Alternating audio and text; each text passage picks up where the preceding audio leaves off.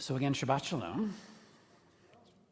So this Shabbat, I want to talk about the one thing that seemingly everybody has been talking about this past week, and which we even had the opportunity to talk about here just before our service began, and a little bit of pre-service informal conversation, which of course is the smoky skies that we've experienced the past handful of days. Of course, our friends in California and on the West Coast will tell us that what we experienced here was really not all that bad, in that it only lasted a couple of days, whereas I understand that people on the West Coast, in the height of their wildfire season and their smoky air times, were enduring those kinds of conditions for months at a time. But nevertheless, for those of us who are unaccustomed to having that sort of unbreathable or dangerously breathable air in our atmosphere, it certainly was a shocking kind of experience.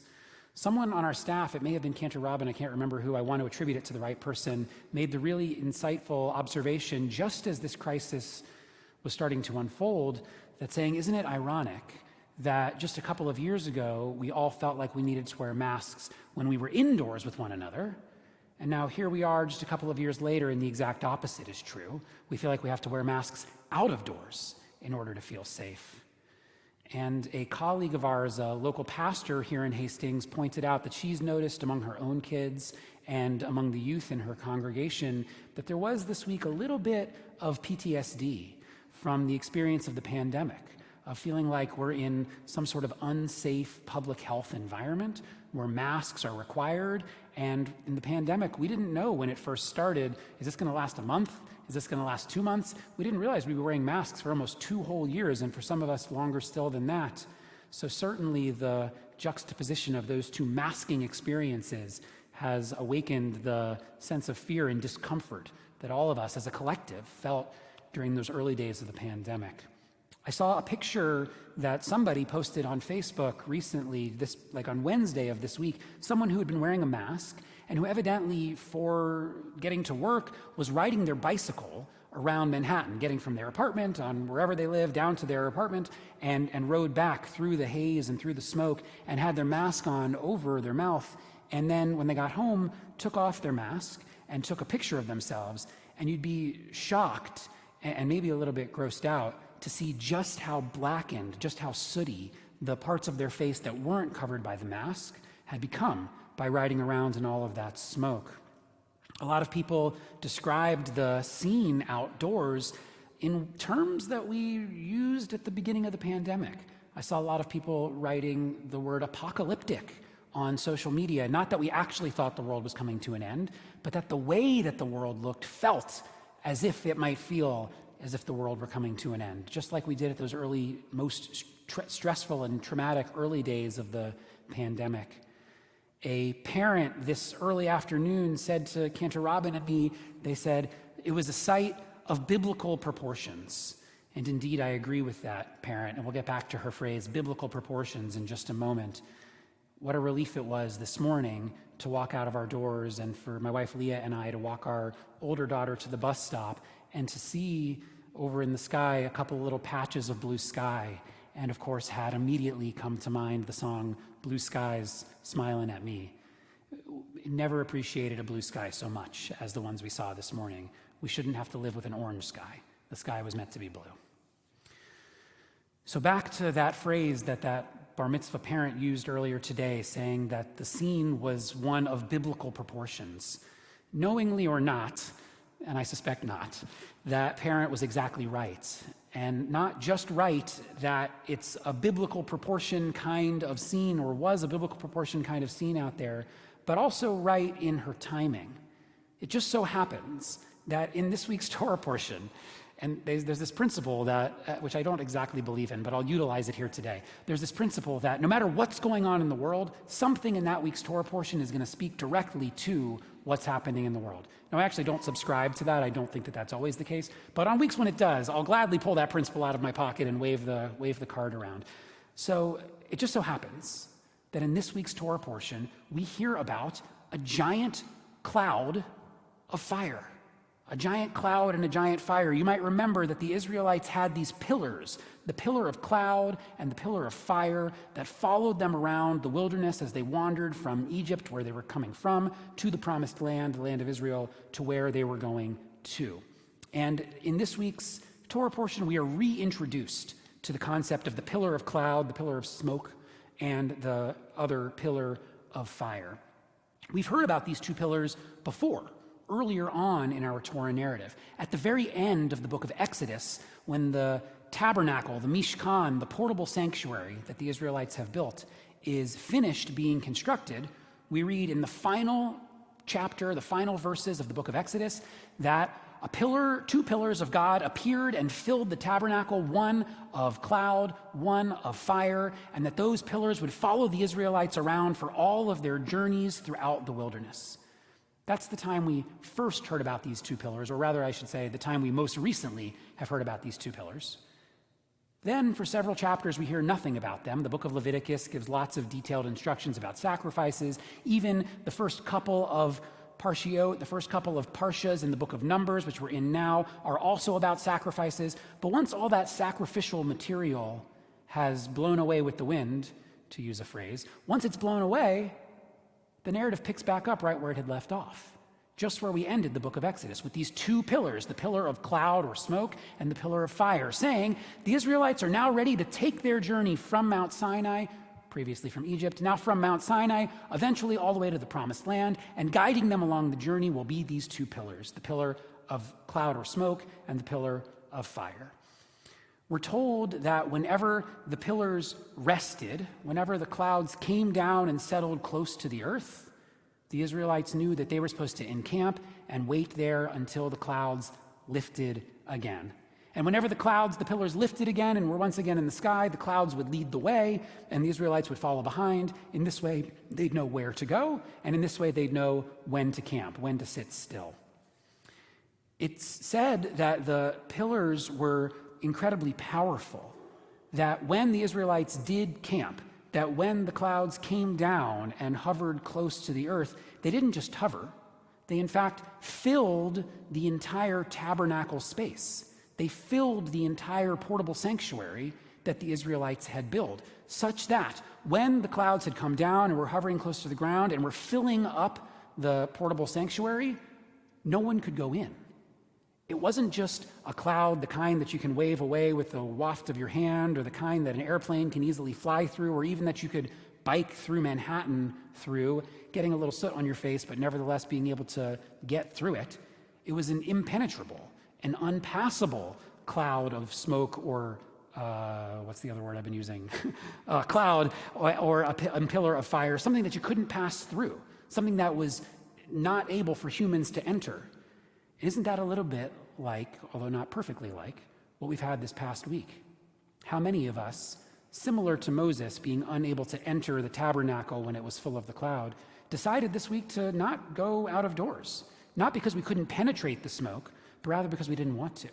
We didn't want to be out there exposing ourselves to the particle matter that was in the air, potentially hurting our lungs, hurting our skin, especially for people who have particularly sensitive skin or who have difficulty breathing already, such as asthma or other kinds of allergies.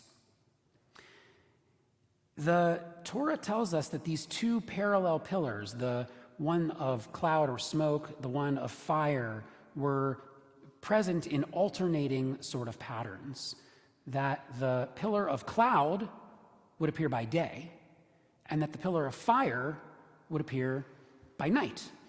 And after all, this makes sense.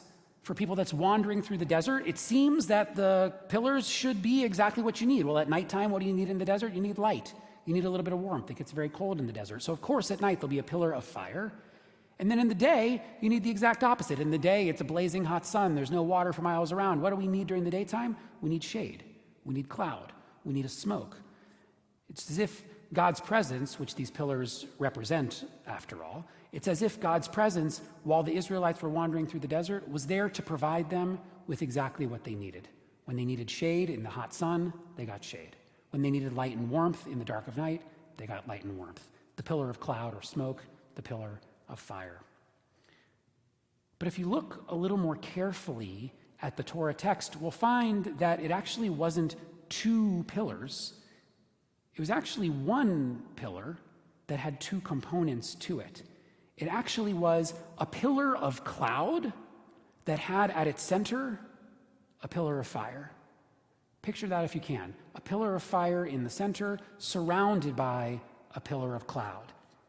And it's demonstrable through the comparing of lots of different verses in the Torah that the reason why we got one in the day and one at the night is because during the daytime it was bright outside. So you couldn't see the fire inside of the cloud. The fire was masked by the smoke, by the cloud.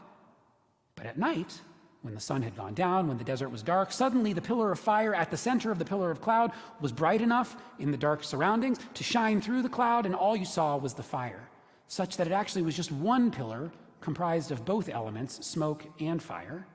But depending on the time of day, one or the other would be the presence that was visible to the Israelites during their journeys. If we look at parallel ancient religious literature, and so specifically if we look at the Akkadian religious literature, so those are, that's present-day Iraq in like the 2300s BCE, so long predating the Israelite development in the land of Canaan. If we look at Akkadian literature, we see exactly this image relating to the presence of their gods. That every single god, when the god would manifest itself to the Akkadian people, that the god would have an interior quality and then an exterior cloud or smoke or haze or protective sheath around it, just like what we have in our own Torah image, this interior pillar of fire and exterior pillar of smoke, something that protects on the outside the truer essence of the god on the inside. And biblical scholars, of course, think that our ancient Israelite ancestors inherited this notion of these two concentric pillars from their neighbors, as we continue to do today, continuing to borrow from the religious traditions and the cultures that surround us and inform us. If this is so, then it would seem that of those two components, the exterior cloud and the interior fire, that really one of them is much more important than the other. That one of them is the true essence of God, and the other is some sort of sheath, some sort of protective cover, some sort of mask that God wears in order to protect God's self or to protect the people from God's power. It would seem that the really important thing in these two concentric pillars is not really the cloud, not the smoke, that really the important thing is the fire. We can see this demonstrated in the Torah text itself. When God wants to let Moses know that God would like to speak with Moses inside the tent of meeting, inside the tabernacle, in the center of the sanctuary, what happens is during the daytime, where normally all you would see is the cloud, God's fire in the center of the cloud lights up so brightly, so brilliantly, that it actually in the daytime shines through the cloud. And Moses, in the daytime, seeing the fire lit up through the cloud, which you would only usually see at night, Moses seeing this feat in the daytime knows that God is summoning him. And what's more, when Moses does eventually get into the sanctuary and God wants to meet Moses there, how does God appear to Moses? Just above the ark, just above the pact, between the wings of the cherubim, not as a cloud, not as smoke. God appears to Moses there in fire. So we have good evidence from our Torah narrative itself and also from the surrounding ancient religious myth and literature that the important thing in these two concentric pillars was not really the cloud. The important thing was not really the smoke. The truly important thing was the fire. And isn't that exactly what we've just experienced this week? Those of us here in New York had the experience of smoke, an unhealthy, unsafe experience of smoke. And what we needed to protect ourselves against was particles in the air. We needed to protect ourselves by putting on masks. We needed to protect ourselves by going indoors. And you know what? Now the smoke is cleared. Blue skies smiling at me. But the problem is not over. The fires are still burning. The real issue isn't the smoke, although the smoke is bad. The real issue is the fire. We are downwind, quite literally, of the real problem. The real problem is that for the past 150 years, we as a human society have burned fossil fuels without any regard for what the impact might be, without any worry for what it might do to our environment. We've released measureless carbon dioxide into our atmosphere, warming up the Earth's climate, and as a result, we're seeing all kinds of disasters around us. Not just what we saw with the wildfires and the smoke that blew downwind from them, but also things all over the world that we all know about and that you don't need me to recount to you. More intense heat waves and droughts, flooding in coastal areas, more days on the calendar than ever before, when the high will reach 95 degrees and hotter all across North America and the United States. We saw it this year. Spring came early. The snow melted, the ground dried up, the forest floor was tinderbox, ready to be lit. And then a bolt of lightning strikes, the forest catches on fire, and downwind from it all, we're inhaling all the smoke. It's with the bigger problem, the central problem, not the smoke, but the fire in mind, that we here at Temple Beth Shalom are activating ourselves to be a part of the climate solution. And we're actually joined this evening by our lay leader, Linda Moot, who has been a tireless volunteer to get our community organized to be a part of the fight against climate change. And you can speak with Linda after the service, or if you're joining us via live stream, you can reach out to our office and we'll happily help connect you with Linda to find out more about what it is that we as a congregation are hoping to do in order to be a part of the solution. This past Monday, Linda organized a meeting right here in our library where 30 TBS congregants came together and shared their ideas with one another. 30 people on a Monday at 5:30 in the summer.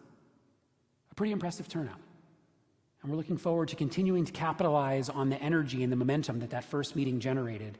There's a lot of different ways that we can help to solve this problem. We can help, and these are just a couple of ideas, and we've got to hone down on what specifically and which ones among them are most important to us. We can do our part by helping to make sure that our own facility and campus makes as little of an impact, negative impact on the environment as possible.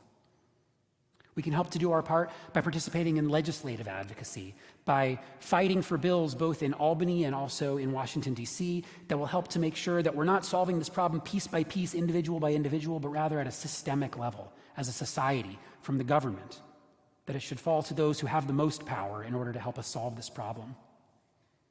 We can help to do our part by taking on as a congregation something big, bold, and risky. That maybe it's time to think big, to dream wildly. Instead of saying, I'm going to recycle, to think, what would be outrageous? What would cause us to have to take some risks? Maybe even to sacrifice something that we love. A small example of that is I love to take a long, hot shower. That's a small example of something that we'd have to lose, something we'd have to risk giving up.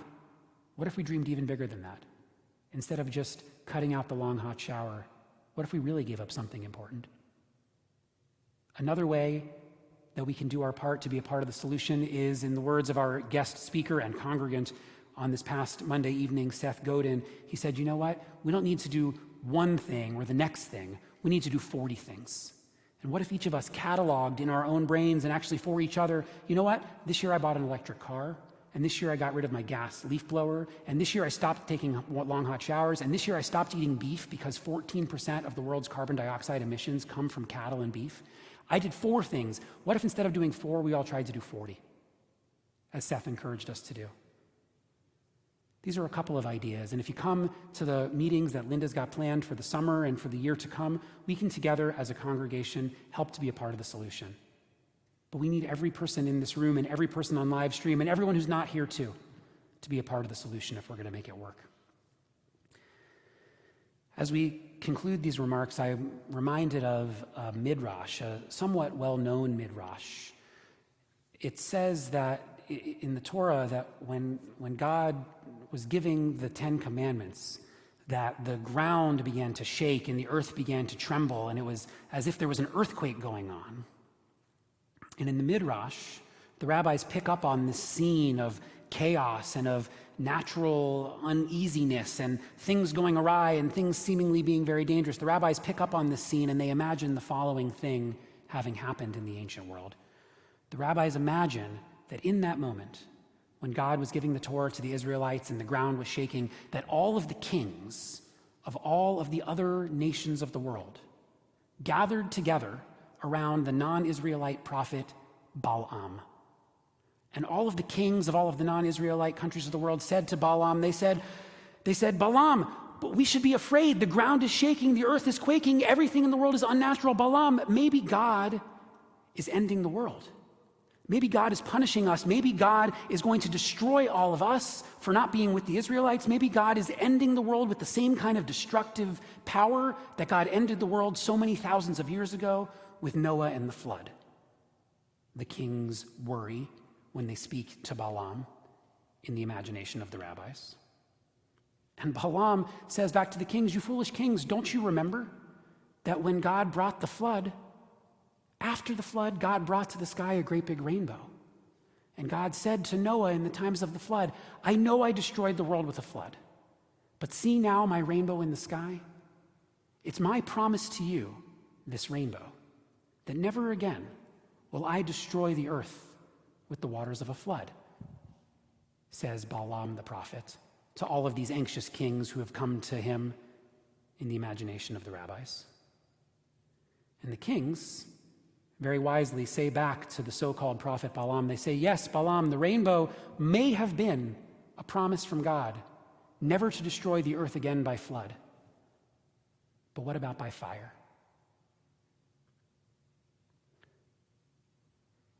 We believe that there's power in our story. We're not so worried about the world being destroyed by flood, although maybe we should be. But this week especially, we should be worried not about the flood, not about the smoke, but rather about what causes the smoke. We should be worried about the fire. We'll end with the words of James Baldwin, the great American writer, who in an article in New Yorker magazine in 1962 wrote the following. He wasn't writing about the climate crisis. He was writing, of course, about racial tension in America. Here's what James Baldwin said. He wrote, and this applies equally to climate as it does to race. James Baldwin wrote, "If we do not now dare everything, then the fulfillment of that prophecy, recreated from the Bible into song by a slave, will certainly fall upon us." The song goes, "God gave Noah the rainbow sign, no more water, the fire next time." Shabbat shalom.